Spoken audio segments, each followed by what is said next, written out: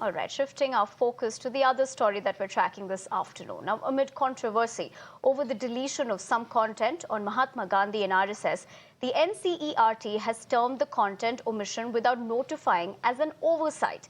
Now, the Ncert chief said that it was not intentional to secretly omit the text. Some of the texts missing from the class 12 political science textbook are Gandhiji's death had magical effect on communal situation in the country.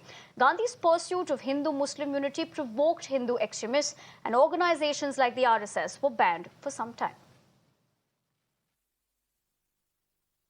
Look, it was recommended, but it might be a case of oversight. No? Sometimes everything is not carried out. My, website, who is responsible for the website, Professor A.P. Behra, Joint Director CIT, he also gave his version that it is a matter of omission, just, it might have not been taken care while uploading that content, but it was not purposely, and nothing was deleted or added after the rationalization process. Meanwhile, here are a few political reactions that are coming in over the Ncert textbook revision row. While speaking to Mirror Now, Samia Kapoor, Congress MP Shashi Tharoor said that it's part of the reinvention of history and it is politically and morally wrong and it should be resisted. Listen in.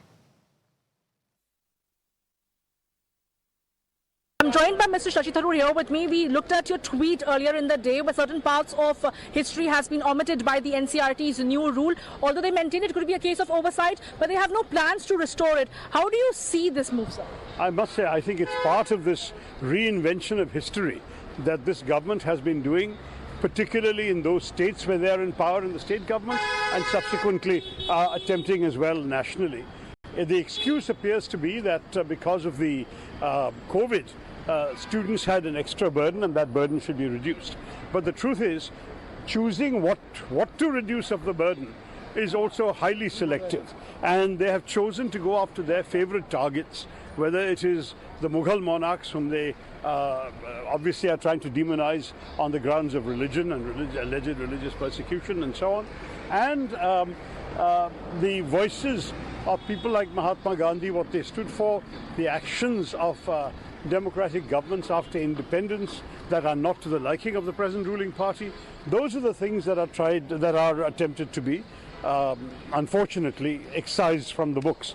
And to my mind, this is unacceptable, and it's actually politically and morally wrong. I think it should be resisted. But we can't have a situation where after every election all the textbooks are rewritten to reflect political points of view. That's not the way students should be treated. History bears testimony to the fact that whosoever has tried to distort history has ended up in the dustbin of history.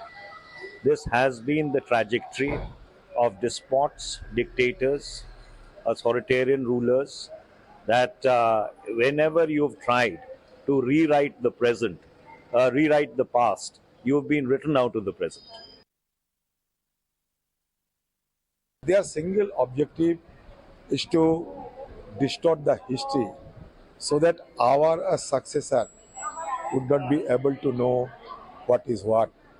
And this is the way they are trying to impose their own ideology, which is absolutely anti-Indian ideology upon the people of our country.